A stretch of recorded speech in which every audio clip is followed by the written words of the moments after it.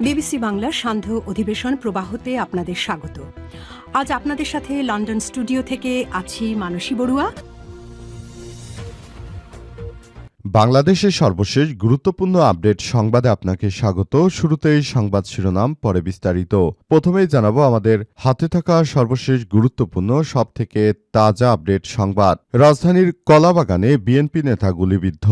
রাজধানীর পান্থপথে বসুন্ধরা শপিং কমপ্লেক্সের বিপরীত পাশে জুতার মার্কেটে দুর্বৃত্তদের গুলিতে শফিকুর রহমান ৫৫ নামের এক ওয়ার্ড বিএনপি নেতা গুলিবিদ্ধ হয়ে আহত হয়েছে। তাকে ঢাকা মেডিকেল কলেজ হাসপাতালে চিকিৎসা দেওয়া হচ্ছে, তবে চিকিৎসকরা জানিয়েছেন তার অবস্থা আশঙ্কামুক্ত।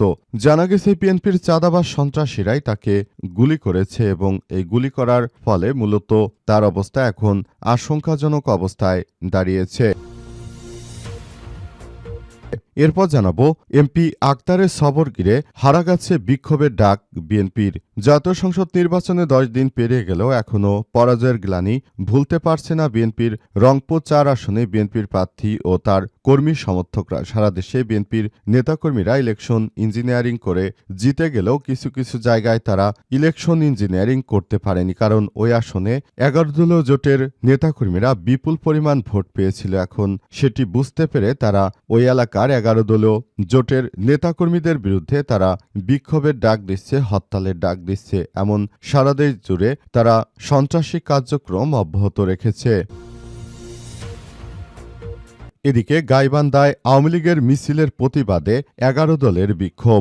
গাইবান্ধায় আওয়ামী লীগ অঙ্গ সংগঠনের মিছিলের প্রতিবাদে ১১ দলীয় নির্বাচনী জোট ও বৈষম্য বিরোধী ছাত্র আন্দোলনের নেতাকর্মীদের বিক্ষোভ মিছিল হয়েছে। এই কর্মসূচি পালন করা হয়। বিক্ষোভ মিছিলটি গাইবান্ধা পৌর পার্কের জোলাই স্মৃতি স্তম্ভ থেকে শুরু হয়ে শহরের প্রধান সড়ক প্রদক্ষিণ করে ১ নম্বর রেলগেট এলাকায় গিয়ে শেষ হয়েছে। মিছিল চলাকালে বিক্ষোভকারীরা বিভিন্ন স্লোগান দেন। এ সময় তারা আওয়ামী লীগের বিরুদ্ধে বিভিন্ন স্লোগান দিতে থাকে। স্লোগানে মুখরিত হয়ে ওঠে পুরো এলাকা।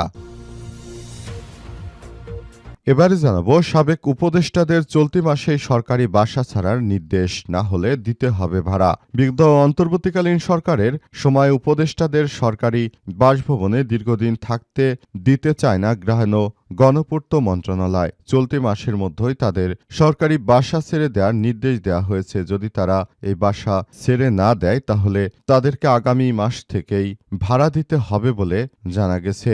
এই ঘটনার পর সারা দেশ জুড়ে আবার নতুন করে এই কর্মসূচি শুরু হয়েছে। তারা বলছে যে আমাদের এই কার্যক্রম চলতে থাকবে, অর্থাৎ উপদেষ্টাদের বিরুদ্ধে তারা যদি বাসা না ছেড়ে দেয় তাহলে তাদের বিরুদ্ধে অ্যাকশনে যাবে গৃহায়ণ গণপূর্ত মন্ত্রণালয়। এরই মধ্যে আইন উপদেষ্টা আসিফ নজরুলের কাপাকাপি শুরু হয়ে গেছে।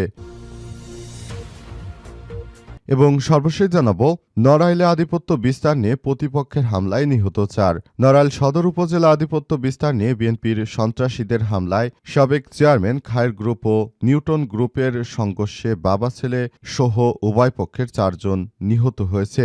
এই ঘটনায় পরিস্থিতি এখন থমথমে অবস্থা বিরাজ করছে। প্রিয় দর্শক, বিএনপি ক্ষমতা আসার পর থেকেই নতুন করে আবারও সমস্যা তৈরি হয়েছে।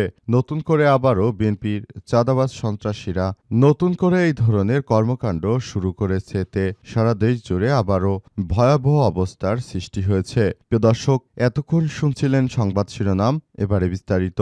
তবে তার আগে বন্ধুরা অনুরোধ থাকবে এই সংবাদটিতে একটি লাইক দিন। এই চ্যানেলে আপনি নতুন হয়ে থাকলে আমাদের সংবাদটি দেখতে দেখতে চ্যানেলটি সাবস্ক্রাইব করে রাখুন। কমেন্ট করে বন্ধুরা আপনার মূল্যবান মতামত জানিয়ে দিন আপনি বিশ্বের কোন দেশ থেকে বা বাংলাদেশের কোন স্থান থেকে আমাদের সংবাদটি দেখছেন এবং শুনছেন। আর বন্ধুরা, সংবাদটি আপনার সোশ্যাল মিডিয়া ফেসবুকে শেয়ার করে বন্ধুদেরও দেখার সুযোগ করে দিন। গাজা যুদ্ধে আপনি যদি নিরীহ ফিলিস্তিনিদের ভালোবেসে থাকেন কমেন্টে ইয়েস লিখে পুরো বিশ্বকে জানিয়ে দিন। এবারে বিস্তারিত। রাজধানীর কলাবাগানে বিএনপি নেতা গুলিবিদ্ধ। রাজধানীর পান্থপথে বসুন্ধরা শপিং কমপ্লেক্সের বিপরীতে পাশের জুতার মার্কেটে দুর্বৃত্তদের গুলিতে শফিকুর রহমান ৫৫ নামের এক ওয়ার্ড বিএনপি নেতা আহত হয়েছে। তবে ঢাকা মেডিকেল কলেজ হাসপাতালে চিকিৎসা দেওয়া হচ্ছে তাকে। তবে চিকিৎসকরা জানিয়েছে তার অবস্থা আশঙ্কামুক্ত।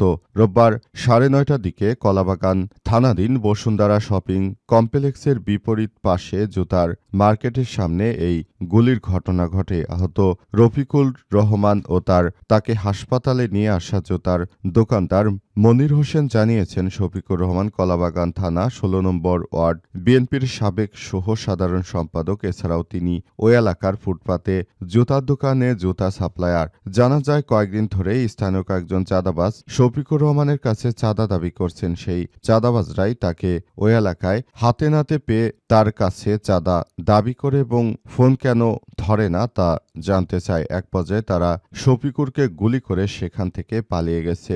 এটা শুনে অনেকেই আলহামদুলিল্লাহ পড়ছে, কারণ বিএনপির ওই নেতা বিএনপির চাঁদাবাজদের কাছে গুলিবিদ্ধ হয়েছে।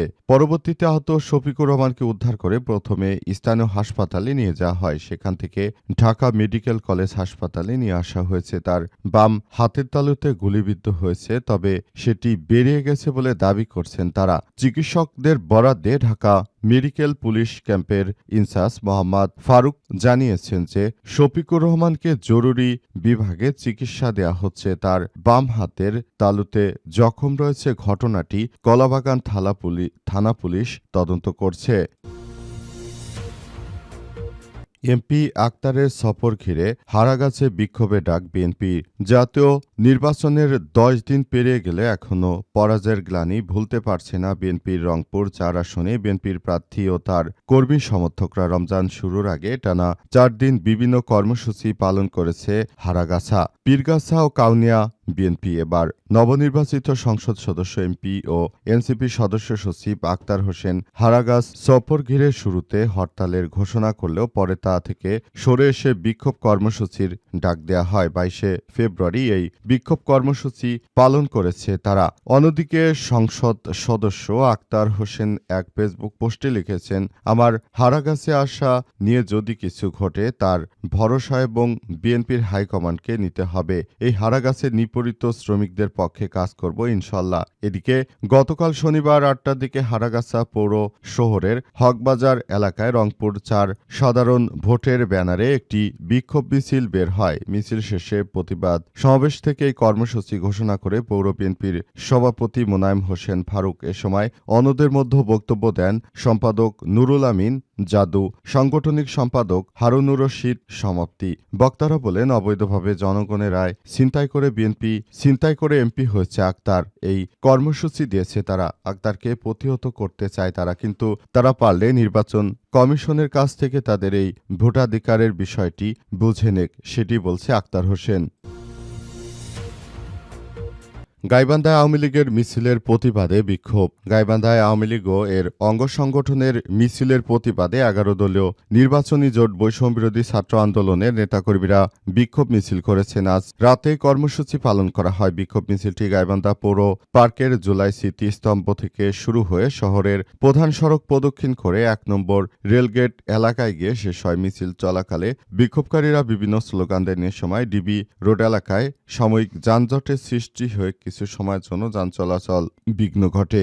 বৈষম্যবিরোধী ছাত্র আন্দোলনে গাইবান্ধা শাখার আহ্বায়ক মুস্তাকিম জিম বলেছেন, ৫ই আগস্টের পর ২১শে ফেব্রুয়ারি নিষিদ্ধ সংগঠন আওয়ামী লীগ ও ছাত্রলীগ শহরে মিছিল করেছে। পুলিশের উপস্থিতিতে তারা কিভাবে এমন কর্মসূচি পালন করলো এই প্রতিবাদ জানায়। তিনি অভিযোগ করেছেন, বড় অপরাধীদের গ্রেপ্তার না করে ছোটখাটো কর্মীদের আটক করার পরে জামিন দিয়ে ছেড়ে দেয়া হচ্ছে। বিষয়ে প্রশাসনের জবাবদিহি নিশ্চিত করতে হবে। বিক্ষোভ মিছিলে ছাত্র শিবির জেলা সভাপতি রুম্মান সহ বিভিন্ন ছাত্র সংগঠনের নেতাকর্মীরা উপস্থিত ছিলেন। এ সময় তারা বিভিন্নভাবে কার্যক্রম নিষিদ্ধ আওয়ামী লীগের বিরুদ্ধে স্লোগান করে এবং তারা জানিয়েছে যে বাংলাদেশে আর এই নিষিদ্ধ সংগঠনের রাজনীতি আসলে করতে দেওয়া হবে না। কিন্তু তারেক রহমানের পক্ষ থেকে এখন পর্যন্ত সারা দেশের এই আওয়ামী লীগের পুনর্বাসন সহ যে কর্মকাণ্ড ঘটছে সেটি নিয়ে কোনো কথা বলা হচ্ছে না। এটি থেকে সবার মনে মনে সন্দেহ, তাহলে বিএনপিকে আওয়ামী লীগকে পুনর্বাসন করছে কিনা এই বিষয়গুলোই সামনে আসতে শুরু করেছে। তবে শেষ পর্যন্ত বিষয়গুলো কতটা সেদিকে গড়াবে সেটি এখন দেখার বিষয়। সাবেক উপদেষ্টাদের চলতি মাসে সরকারি বাসা ছাড়ার নির্দেশনা না হলে দিতে হবে ভাড়া।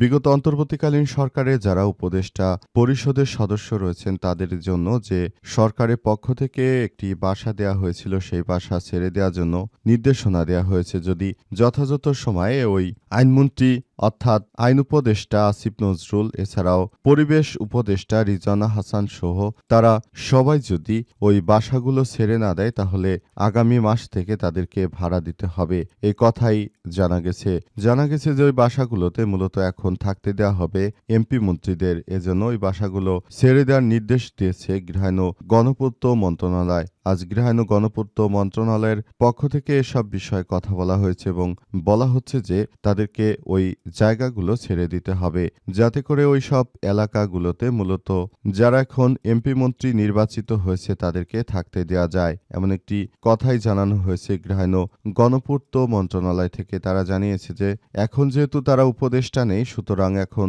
তাহলে কেন তারা সরকারি এসব বাসভবনে থাকতেছে ফ্যামিলি নিয়ে, তাদেরকে দ্রুততম সময়ের মধ্যে সরে যেতে হবে সেখান থেকে, তা না হলে তাদেরকে আগামী মাস থেকে প্রতি মাস হিসেবে ভাড়া দিতে হবে। একথা শোনার পর আইন উপদেষ্টা আসিফ নজরুল তিনি ইতিমধ্যেই দেশ ছেড়ে পালিয়ে যাবেন বলে জানা যাচ্ছে।